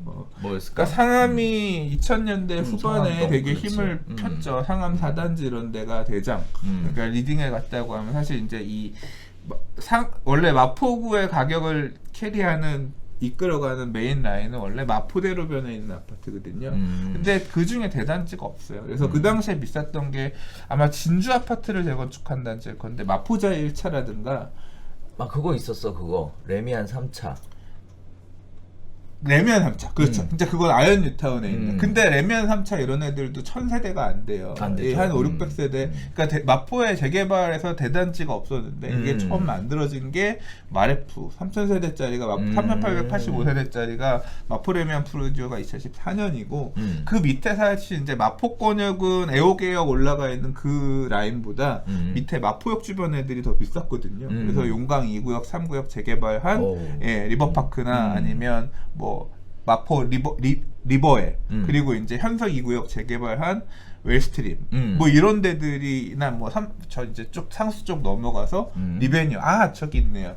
그다음에 그 무슨 신석 연립인가 무슨 그 재건축한 마포자이 밤섬자이 밤섬자이 이제 이런 애들이 원래 가격들을 이끌어 리딩해주는 아파트였는데 다 그렇게 대단지는 아니거든요. 그러니까 그런 애들이 사실 재개발로 지어진 새 아파트들이 가격을 이제 이끌어주다가 이제 어느 정도 정점을 찍고 이제 슬슬 가는 모양새. 이제 앞으로 좀 더 들어갈 거 있죠. 뭐 염리 3구역 재개발한 마포 프레스티지자이나 그다음 뭐 입주한 신촌그랑자이나 이런 애들이 이제 오히려 또 신촉발하면서 가격 가고 있고. 근데 이제 더 들어갈 애들이 별로 없어요. 이제 그러네. 마포는 이제 재개발 사업들이 거의 다 끝나서. 그러네요. 재건축할 애들은 이제 마포는 성산시역 이런 애들이 있는데 성산시역은 또 권역이 좀 이제 상암 권역 쪽으로 가는 거니까. 자, 광진구에 대한 관심이 이 정도였을지는 몰랐어요. 사실은 저는 개인적으로는. 그래서 광진구 뭐 이렇게 진행이 된다 그러면 진짜 관심을 가져볼 만한 지역이 될 수도 있을 것 같아요. 근데 완전 초기야. 초기 정밀안전진단 이제 추진이니까 리모델링 있고 또 리모델링은 다른 개념이고. 강남 접근성은 또 광진이 좋잖아요. 사실 광진은 넘어가면 하남 쪽으로 빠져가는. 저기 이제 저기죠. 잠실이죠. 잠실. 예, 잠실을 넘어가고 이쪽 같은 경우는 이제 자양 라인 쪽에서 넘어오면 삼성동 이쪽 라인을 하니까 강남 접근성 좋죠. 좋아요. 그렇군요. 자, 5번째 이야기 보겠습니다. 투기지구 대출 조이자 갭 투자가 124% 급증했다. 라는 내용입니다. 자금 조달 계획서 보니까 서울 주택 구매 절반이 갭 투자했다는 얘기인데, 자, 2008년 총 12만 4,684건 중에 51%가 보증금 완고 매수했다. 강남에선 송파구, 강북에선 성동구가 가장 높았다라는 얘기입니다. 올해 1월부터 4월까지 서울, 경기도 과천, 하남, 대구, 수성구 등 투기거래지구 3억 이상 주택 매입 거래에 53,491건 중에 임대 목적의 거래가 21,096건으로 지난해 같은 거래 기간에 비해서 124.8% 증가했다라는 내용인데요. 자, 본인이나 가족이 실제 입주하는 거래는 오히려 30% 늘긴 했지만 전체 거래에서 차지한 비율 자체는 10%포인트 정도 낮아진 것으로, 자, 서울시의 사가 점유율이 42.7%에 불과하다라는 전 굉장히 쇼크 받은 내용들이 지금 발표가 됐습니다. 자, 규제책이 조입된 이후 주택거래에서 임대용 주택이 차지하는 비율이 오히려 늘어났다라는 것과 규제가 투기 수요가 아닌 실수요자의 피해를 오히려 키우는 규제의 역설이 현실화되고 있다. 매매 가격은 내리고 전세 가격이 오르면 전세를 끼고 집을 사는 갭 투자가 더 활발해질 조건을 가지게 된다라는 내용들이 이야기가 나오고 있습니다. 자, 이렇게 된다라는 얘기는 결국은 뭐 서울에서 집을 사는 사람들은 두 종류 사람밖에 없다. 뭐 갭 투자를 하는 사람들이 있고 실수요자가 있다. 그런데 생각보다 갭 투자가 훨씬 많다. 이렇게도 보여지고 있는데요. 자, 오히려 규제로 인해서 전세 가격 상승이 갭 투자 비율을 증가하는 모습을 보이고 있다라는 내용들이 얘기들이 나오고 있는데, 자, 이거는 어떻게 봐오는 게 올바르게 저는 이 볼까요? 해석에 동의하지 않아요. 말이 안 되는 그래요? 소리야. 그러니까 이 해석 자체가 좀 저는 잘못됐다고 보는 편입니다. 주관적인 의견입니다. 왜냐하면 왜? 자, 이게 누가 이제 이거 제가 기사를 페이스북에 공유하고 나서 이와 관련해서 좀 얘기들 나는 사례들이 있는데요. 자, 일단 이 내용은 그거예요. 집을 살 때 실수요. 그냥 내가 지금 매수하고 바로 들어가. 그럼 실수요야. 그렇죠. 근데 매수하고 안 들어가고 전세를 줘. 그럼 가수요야. 이건 갭 투자, 투기 목적이야. 이렇게 지금 본 거거든요. 그게 절반이네. 절반도 아니고 이제 51%인데 말이 안 되는 얘기지. 왜? 너무 많다고? 자, 그러면 아파트 분양받는 건 다 투기야. 왜요? 못 들어가잖아. 3년 뒤에 들어가잖아. 분양받아 3년 뒤에 입주할 수 있잖아. 그럼 다 투기지. 바로 못 들어가는데. 자, 전세는 그렇게 들어가면 안 돼요. 자, 내가 매수를 할 때 지금은 못 들어가. 새가 껴있어서 그 집에 들어갈 수가 없어. 임대차가. 임대차 나갈 때 들어갈 거야. 그러면 그거는 갭 투자야 아니에요. 그 실수야 아니야. 모르지. 입주를 유보한 실수요잖아. 이런 것까지 다 포함되어 있는 거지. 그러니까 알 수가 없는 거예요. 또 이런 부분도 있고, 아, 이거 전세 요번에 지금 기존에 껴있는 임대 끝나면 들어가려고요. 이것도 있지만 또 뭐 또 있냐면 내가 2년 뒤엔 못 들어가. 4년 뒤엔 못. 그러니까 2년 뒤에도 4년 뒤에도 못 들어가지만 한 6년 뒤엔 들어갈 수 있어. 예를 들어 뭐 지금 애 학교를 여기서 보내야 돼서 여기 살아야 되지만 6년 뒤에는 이 집에 들어갈 생각이 있어서 전세 끼고 미리 사놨어. 그럼 그거는 투기예요? 갭 투자야? 실수일 수도 있지 그거는. 그럴 수도 있지. 왜냐면 그럼 왜 그걸 그때 가서 사지 지금 사냐고. 그때 가면 지금보다 비쌀 것 같잖아. 미리 사놓는 거지. 그럼 그거는 실수요가 아니냐? 이건 생각에 따라 다른 거죠. 전 실수도 일 수도 있다고 생각하는 쪽이에요. 저도 동의합니다. 네. 또 뭐가 있냐면 내가 이걸 지금 들어가 사고 싶어. LTV 60%까지만 나오면 이 돈 주고 지금 들어가서 세입자 내보내고 살 거야. LTV가 40이야. 할 수 있는 방법은 조금 그러면 내가 기간 동안 2년 동안 돈을 이거저거 모아서 적금 만료되는 거 언제 있고 근로소득 모아서 얼마 있고 하면 만들 수 있을 것 같아. 그러면 그때 가서 LTV 40 받아가지고 있는 돈 묶어서 갈 것 같아. LTV 60이 안 나오니까 미룬 거야. 그러면 그때 가서 입주를 해야지. 그래서 지금 그렇죠. 사. 그거 실수야 가수예요. 실수잖아요. 그렇죠. 근데 여기 51%는 이걸 다 묶고서 51%가 너무 다 묶어서 뻥튀기 이건 된 갭 투자라는 거지. 이거는 2%는 말이 안 돼. 제 생각에. 그래서 그냥 제 생각에는 제가 기준에는 갭 투자를 서울 지금 막 이렇게 가겠다라고 하는 지금 여기서 말하는 퍼센트 중에서 상당수는 수년 뒤 실입주를 전제로 한 수요도 많이 포함되어 있고 상당히 많을 것이다. 그렇기 때문에 그렇게 따지면 실제 거주하는 게 49란 얘기잖아요. 그렇죠. 엄청 높은 거고 미래에 수년 뒤에 도래할 시점에 입주할 사람들의 숫자까지 더하면 상당히 실수요들이 지금 주택을 오히려 많이 사고 있다고 봐야 되는 게 맞다라고 저는 주관적으로 생각합니다. 저의 해석은 그래요. 네.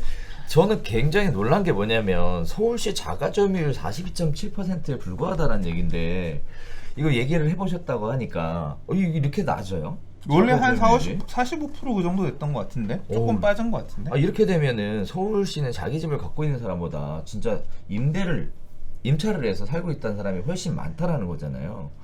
이렇게 되면 주거에 대한 불안정에 대한 어떤 잠재적인 리스크는 굉장히 계속 존재할 수밖에 없다라는 얘기, 함께 실수요자들이 내 집 마련을 하고 싶다라는 욕구들도 굉장히 크게 자리 잡고 있다, 이렇게도 볼 수 있을 것 같은데, 제 생각에는 이거 좀 높여야 되지 않을까 싶은데. 근데 이거는 지금 단순히 얘기할 수 있는 게 아니에요. 그래요? 네, 왜냐하면 사실 이제 이 얘기를 하려면 서울시의 자가 점유율의 비율이 어떻게 유지되어 왔는지를 놓고 얘기를 해야 맞지. 그 그리고 과정까지?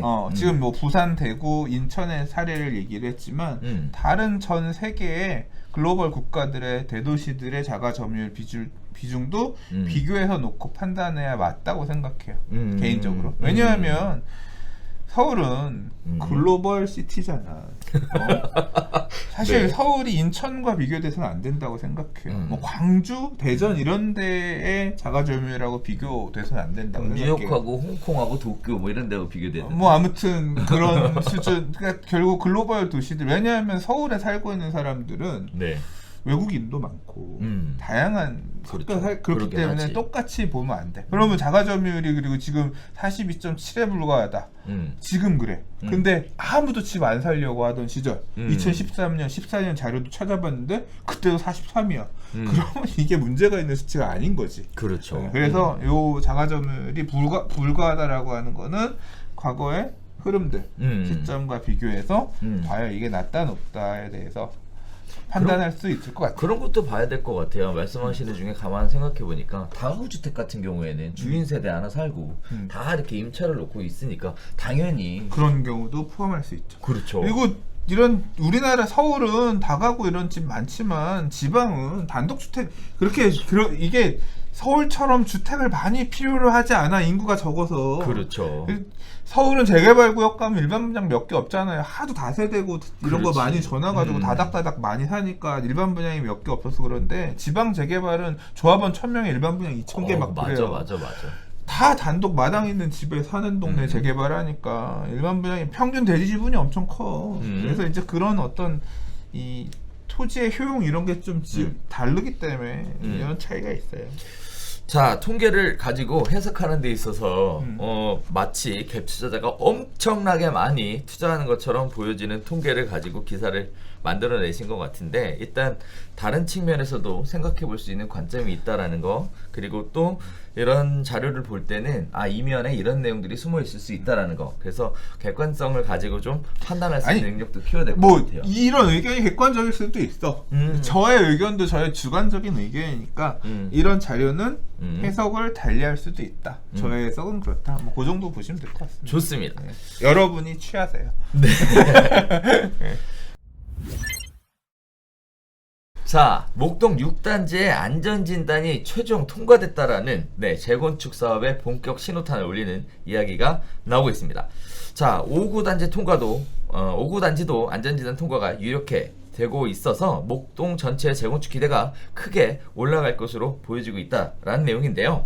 자, 목동 6단지 아파트가 지은 지 35년 만에 재건축 첫 관문인 정밀 안전진단을 최종적으로 통과했다라는 내용입니다. 총 26,629가구 중에 있는 목동 신시가지 아파트 1단지부터 14단지 중에 최초래요. 네. 나머지 목동 단지들도 안전진단 절차를 진행하고 있어서 목동 일대 전체가 재건축 기대감에 들썩일 전망이다라고 예측들 하고 계시는데요. 가뜩이나 반등에 성공한 서울 아파트 가격도 목동발 재건축으로 인해서 상승세를 더 타게 되지 않을까라는 우려 섞인 목소리도 나오고 있습니다. 자, 현재 5구 단지는 정밀 안전진단을 조건부로 통과해서 6단지가 했던 것처럼 적정성 검토에 들어가 있는 상황이다라고 얘기하고요. 유일하게 8단지만 정밀안전진단을 스스로 취소했어. 거기에 따라서 재건축 진행이 상대적으로 더딜 전망이다라고 얘기를 하고 있습니다. 자, 이기에 따라서 목동 아파트 안전진단 통과했다. 6단지가 가장 형님격이다. 여기에 따라서 크게 영향을 미칠 것 같다. 이런 얘기들이 나오고 있고요. 뭐 인원이 굉장히 많이 늘어난데요. 뭐 현재 가구가 보면 완료되면 가구 수가 현재의 2배가량인 53,375가구로 늘어나면서 덩달아 인구도 약 12만 명보다 3만 명이 더 증가하게 되고 녹지 공간 역시 기존보다 21.7% 늘어나고 경의선 숲길과 같은 공원도 만들어지고 학생 수가 증가해서 거기에 따른 고려에 학교도 2개 더 늘어난다고 하고요. 굉장히 달라질 것 같은 이미지가 팍팍 드는데 뭐 이것도 분양한 건 아니겠죠. 아니 근데 이제 요번에 성산시형 아파트가 네. 이제 정밀안전진단 2차까지 통과했잖아요. 그래서 가즈아를 외치고 있잖아요. 목동 6단지, 5단지, 9단지 이제 다 1단계는 넘었고 이제 2단계를 이제 대기하고 있는 상황이었는데 어제 요게 발표가 됐어요. 하고 나서 이제 막 다들 난리가 났지. 아, 그래요? 이 기사들도 이제 간다 막 이러고 있는데. 가자 이거야. 근데 이제 네. 어제 성산시형 아파트 관련해서 기사가 하나 나왔는데 안전진단 통과되고 나서 10억에 매매가 되고 아파트가 뭐 호가가 11억 올라간다는 거야. 가격 불안 얘기가 이제 바로 맞물리는 거죠. 그렇죠. 예, 이제 합격하니까 이제 고시 합격했더니 부상으로 가격 상승이 이어지는 거예요. 자, 이 기사를 나만 보는 게 아니지. 그렇지. 정부에서도 보고 있고 서울시장님도 보고 있고 이제 지금 그래서 만약에 부동산 가격이 불안해지면 막 그런 거 있잖아요. 재건축 관련 상상 얘기 나오는 거. 제초안 40년. 아 40년? 추진 40년 뭐 이런 거 있잖아. 그래서 뭐 그건 안 갈 거다. 이제 그 이번에 구조안전 기준 들어가면서부터 연도로 자르는 건 없을 거다. 이제 그런 얘기도 있기는 한데 일단은 되게 축하할 만한 일이죠. 사업을 갈 수 있는 첫 발을 디뎠기 때문에 기대감도 커질 거고 이제 사업이 본격적으로 간다고 생각하면 장기적으로 목동은 워낙 좋은 입지에 있는 그리고 이제 일종의 신도시니까 이게 만들어질 새 아파트들 부자들도 많이 살고 아파트 전오면 새 거 되면 때깔 달라지고 평가도 달라지겠죠. 서울에 이제 이렇게 아직 시작도 안 한 이런 데가 얼마 없어요. 압구정이랑 사실 목동 정도밖에 없거든요. 나머지들은 다 찌뻑찌뻑 다 들어간 상태이기 때문에 안 된 단지들이 있지만 이런 아파트 지구 기준으로 해서 안 된 데는 이제 목동이랑 압구정 정도만 남은 거거든요. 그래서 그 첫 스타트 대장이라는 측면에서 되게 의미가 있긴 해요. 근데 6단지 되면 이제 계속 순차적으로 된다. 이제 다른 단지들도 안전진단 통과될지 안 될지는 기사에서는 되게 유력으로 얘기를 해놨지만 그건 뚜껑 열어봐야 아는 거고.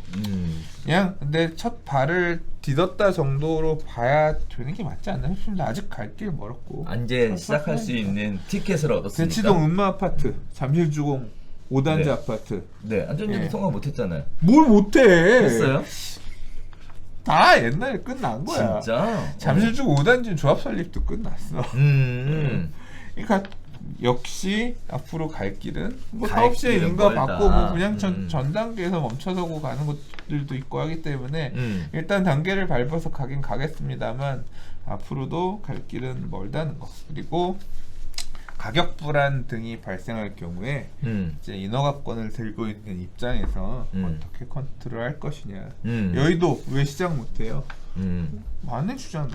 그렇죠. 너희들 가격 불안해질 거 우려해서 안 해주잖아. 그러나 아무것도 없이 안 갖고 보다는 이거에서 멎어지더라도 욕할 수 있잖아.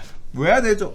야 삐약삐약삐약아 하여튼 있잖아. 네. 그런 측면에서는 의미가 있다. 그리고 시장의 수요들도 다르게 보면서 기대감 갖고 갈 수 있을 것 같은 그런 분위기는 될 것 같습니다. 사실 목동을 뭐 재건축이 될까? 아직 멀지 않았어? 뭐 이렇게 생각했다가 이렇게 안전진단 통과됐다고 하니까 마치 느낌은 금방 될 것 같은 느낌을 저도 받았거든요. 또 하나는 왜 그래 아마추어 같이? 또 하나는 2018년에 수립된 서울 목동지구 택지개발 사업 지구단위 계획에 따른 구체적인 내용들도 그동안 들어왔는데 뭐 아직 멀었으니까 막 관심 갖고 본 게 아니거든요. 근데 이 정면 안전진단 내용하고 이 내용이 같이 딱 맞물리니까 진짜 이렇게 목동이 이렇게 바뀌면 정말 대단한 데가 되겠구나. 다시 한번 목동에 대한 관심이 굉장히 늘어나겠구나 라는 생각도 들면서, 아이 키우는 사람들 입장에서는 사실 목동에 대한 선호도 굉장히 높잖아요. 학군도 그렇고 주거에 대한 안정성 이런 것도 굉장히 높고, 그래서 저도 안 그래도 목동 괜찮은 것 같아 라고 생각하고 있는데, 이 기사가 딱 나오니까 싹 다 생각 안 나고 살았으면 좋겠다. 그러니까 이게 딱 봐도 일단은 기대감이 생기고, 목동 이제 드디어 가는구나. 이게 조급해지거든요. 더 늦게 들어가면 더 주고 사야 될 것 같고. 이런 수요들이 가면 매도율은 어떻게 돼? 올리겠지. 허가 난 거 못 봤어요? 안전진단 통과된 거 못 봤어요? 하면서 코가 이렇게 높아. 그럼 어떻게 돼? 가격이 오르는 거지. 근데 또 예전에 한번 여기 목동에서 중개업 하시는 분들하고 얘기 나눠보니까 여기 굉장히 시끄럽대요. 그래서 왜 이렇게 시끄럽냐 그랬더니, 이제 매매를 하잖아요. 그러면 이분들 얘기는 굉장히 튼튼하게 졌대요. 네, 그래서 뭐 어지간히 때려 부셔갖고 부서지지도 않을 정도로. 그래서 문제가 있다고 해서 안전진단 통과됐대잖아. 그래. 이분들 얘기는 그래. 그러면서 또 하는 얘기가 뭐냐면 굉장히 시끄럽다는 거예요. 맨날 리모델링 하는데 안에 내부. 그래서 밖에서 보기에는 그래도 막상 들어가서 보면 굉장히 잘 돼 있다 이런 얘기들을 하시던데, 뭐 직접 가서 본 건 아니라서. 네, 아무튼 목동 기대 한번 해보겠습니다. 자, 마지막 이야기입니다. 공인중개사 인터넷 허위 매물 적발하겠다라는 내용이 용두사미로 끝날 가능성이 높아졌다라는 얘기입니다. 사실 부동산 중개업계 관련돼서는 8월 21일 법 개정 시행에 따라서 시행령이 어느 쪽으로 갈 것이냐가 굉장히 초미의 관심사였는데요. 자, 일단 계약 정교를 몰랐다면 처벌 자체가 불합리하다라는 내용이 나왔고요. 중개사 이의 제기의 사실상 대상을 축소했고, 단속 업무에 대해서는 한국감정원 열받네. 한국감정원이 역할을 하게 될 것이 유력하다라는 얘기가 나오고 있습니다. 자, 일단 시작은 그렇습니다. 자, 11일 국토교통부에 따르면 중개대상물에 대한 부당한 표시 광고 처벌하는 내용을 담은 공인중개사법 시행령 개정안이 입법 예고를 마쳐 있는 상황인데요. 거기에 따라서 허위 부당 광고에 대해 규정을 하고 있어서 위반하면 500만 원의 과태료를 부과하는 내용을 담고 있었습니다. 자, 국토부는 중개대상물이 존재하지만 실제로 중개 대상이 될 수 없는 물건, 중개 의사가 없는 물건에 대한 표시 광고를 허위로 정의했었는데요. 자, 이런 부분들이 중개업계에서 100여 건의 의견을 무더기로 제출을 했습니다. 중개사들은 주로 허위부당 광고 게재의 면책사유 조항이 불명확하다라고 문제 제기를 해서 명확하게 해달라라고 얘기를 했는데요. 예를 들어 주택 소유자가 여러 공인중개사에게 매물을 내놓았는데 이제 한 곳에서 계약이 체결됐어요. 그럼 나머지 매물들이 허위 매물이 되는 것이고, 거기에 따라 다른 중개사들이 갖고 있는 매물 자체가 허위 매물이라는 것을 중개사들은 알기 어렵다라는 의견 제기가 가장 많았습니다. 거기에 대해서도 매물을 지속적으로 게재했다는 이유만으로 허위 매물을 판정받고 거기에 따라 과태료로 500만 원 부과하는 것은 매우 불합리하다라는 내용이 계속 제기되어 왔는데요. 그 결과 계약 체결에 대해 사전에 인지하지 못했던 사안에 대해서 과태료 부과 등을 하기는 어렵다. 공인중개사 본인이 체결하거나 알림 서비스 등을 통해 계약 체결이 종결된 사실을 인지하고도 해당 매물을 지속해서 게재하는 것에 대해서만 행정처분할 예정이다. 따라서 허위 매물 관련된 단속 실효성은 매우 적다라는 내용이 주류를 이루고 있는 상황입니다. 자, 저는 개인적으로 이 부분에 대한 이슈가, 다수의 부동산 중개업소가 허위 매물 광고를 많이 하는 것이 다들 불만이다, 불만족스럽다, 민원이 많이 제기되고 있다, 이런 얘기들이 있었어요. 개인적으로 부동산 중개업소가 허위 매물 광고를 전혀 안 한다라고 저도 생각하지 않고 많이 해. 그럴 수밖에 없어. 많이 해. 내부적으로 들어와 보면 딱 가서 부동산 보면 이놈 여기 부동산 아파트 단지 보잖아. 그러면 가격이 유독 튀는 부동산들이 있어. 그러니까 이해는 해. 전화하면 그 물건은 잠깐 어쩌고요 이러면서 다른 거 대신 전화번호 따가지고 들고 있다가 사장님 저 좋은 거 나왔는데 하고 번호 달라고 하고. 맞아. 양아치들 있어. 그럼 없다고 얘기는 안 해요. 자, 문제는 그거예요. 저도 이번 기회에 그런 거 없어졌으면 좋겠다라는 생각을 했었는데, 제가 좀 소장님이랑 얘기하고 싶은 내용은 조금 황당한 얘기예요. 예전에 잠깐 얘기 있었는데, 자, 이와 같이 매물 광고를 했어요. 그리고 중개 의뢰인이 의뢰를 했으니까 매물 광고를 한 거잖아요. 계약 체결을 했어요. 그러면 계약 체결이 됐다라는 것도 통보를 해주면, 통보를 받았으니까 매물이 사라지면 되잖아요. 이러면 시장 자체도 굉장히 투명하게 광고 시장이 운영이 될 것 같은데, 왜 공인중개사들이 허위 매물 광고한 것에 대해서는 처벌을 하고, 중개 의뢰를 했다가 거래된 거를 통보하지 않아서 허위 매물로 만든 중개 의뢰인은 처벌에 대한 내용이 없는지, 저는 개인적으로 우리 소스- 별별 때 그 얘기 많이 했잖아. 그러니까 그럼 왜 그 얘기는 자꾸 빠져나가는지, 난 그게 참 의문이에요. 광고하는 사람이 공인중개사니까. 그러니까 그러니까 그 사람한테 책임을 묻는 아니 거예요. 정보 제공자는 왜 처벌을 안 하냐? 허위 매물을 아니 좀 만들어준 매물을 올리지 사람을. 마. 중개 의뢰를 하면 중개 의뢰만 받고 매물 올리지 마. 그래서 오는 이때- 사람한테만 얘기해. 맞아. 그래서 예. 이때 무슨 얘기들이 내부적으로 있었냐면, 아 이러면 광고하지 말란 얘기 아니다. 예, 그래 예. 그러면 광고 싹 다 하지 말자. 예, 예. 뭐 답답한 게 누군지 해보자. 뭐 이런 얘기도 나왔었고, 그리고 간땡이 분 사람은 계속 허위 매물 광고하겠지. 하겠지. 진성으로 중개하는 사람 광고를 아예 안 할 것이고. 당하는 게 월세보다 훨씬 비싸잖아요. 과태료 500만 원이면. 그렇죠. 그런 얘기들이 있어 왔는데, 저 개인적으로는 진짜 용두사미가 되는 것 같아서 안타까운 생각이 좀 들어요. 아니야 근데 이거는 나는 그냥 잘 이게 이의제기도 적절했고, 왜냐면 우리 별별 때 말이 안 된다고 그랬잖아. 이거 주인이 얘기 안 해줘서 못 내렸는데 그거 보고 신고하면 500이야? 그러니까 말도 안 되지. 우리 별별에서 맨날 이건 말도 안 된다고 얘기했었잖아요. 근데 이제 그래서 처벌하는 기준이 뭐냐? 이게 실무적으로 그게 있나 봐요. 그러니까 누가 이거 거래한 중개사가 오늘 계약서 썼어.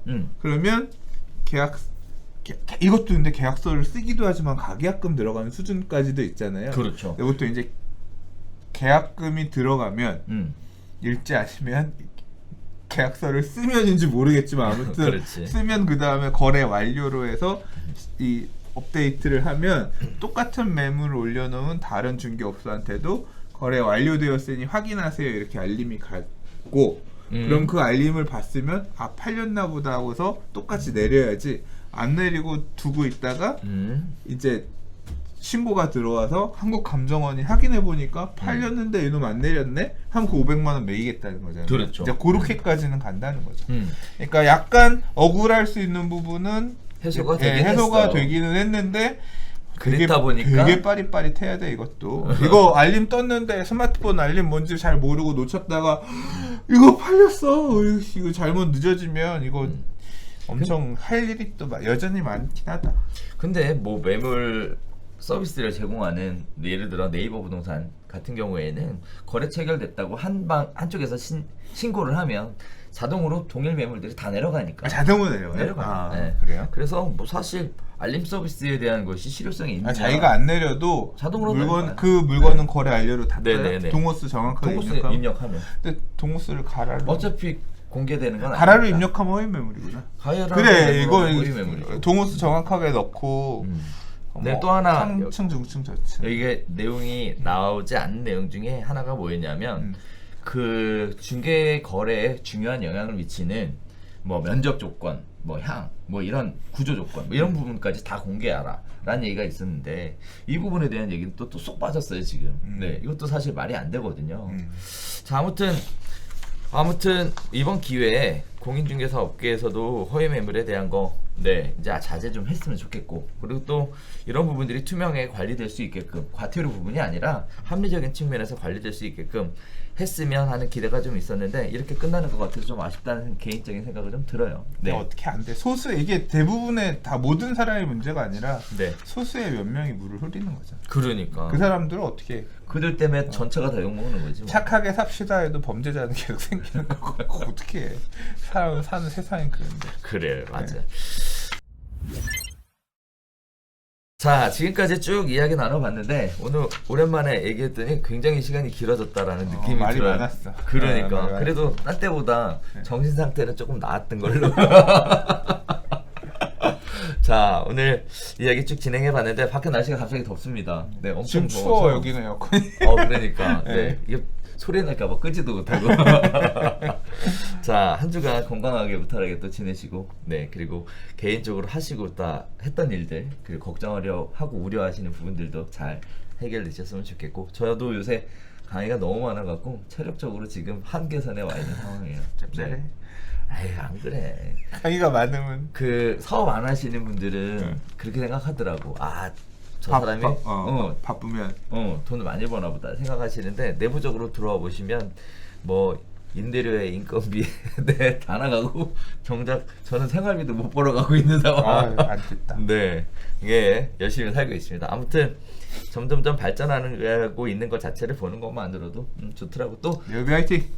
제일 좋은 거 뭐냐면 제가 어저께도 얘기를 하는데 이제 강의 듣고 가셔서 이제 중개하시고 이렇게 상도덕 어기는 거 말고 정상적이고 지극히 합당한 방법들로 해서 성공한 사례들 얘기들이 들리니까 기분 되게 좋더라고요. 좋겠네. 네. 그런 보람이 있는 그런 보람으로 살고 있는 것 같습니다. 업이네. 네. 자, 저도 한 주간 또 열심히 지내보도록 하겠습니다. 자, 저희는 다음 주에 새로운 소식 가지고 다시 인사드리도록 하겠습니다. 감사합니다. 이거 한 주 안 했더니 이게 순서가 이게 4년째인데?